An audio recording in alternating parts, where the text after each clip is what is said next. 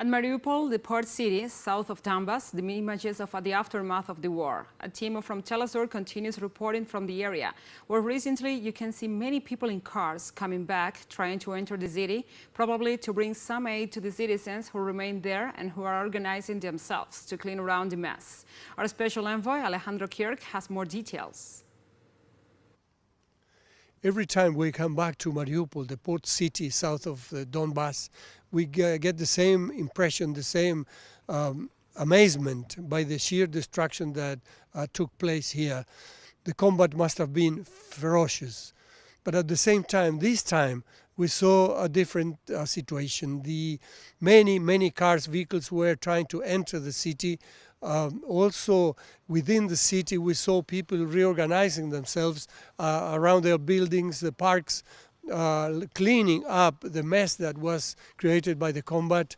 And this comes together along with the spring that is coming up very quickly here in this part of the world.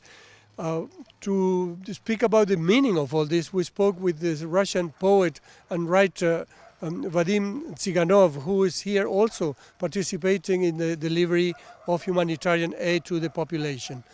Let's hear what he said to us. All this was done by the Azov regiment, shooting people on purpose, setting people on fire on purpose.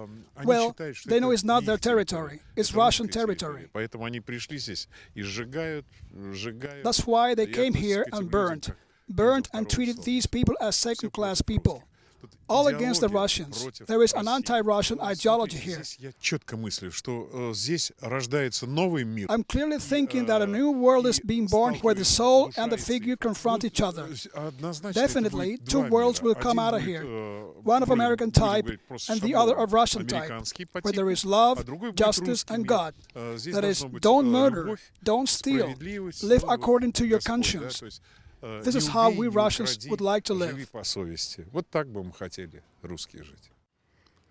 Vadim Tsiganov, writer and poet, speaking on the good and evil in this battle.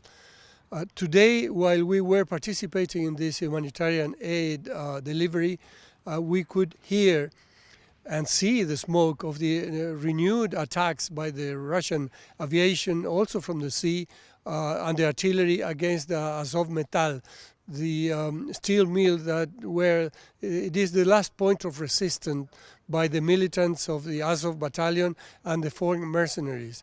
The Russian Ministry of Defense announced today that there would be another opportunity for them to surrender. Let's be reminded that mercenaries do not have rights according to the Geneva Convention on war prisoners.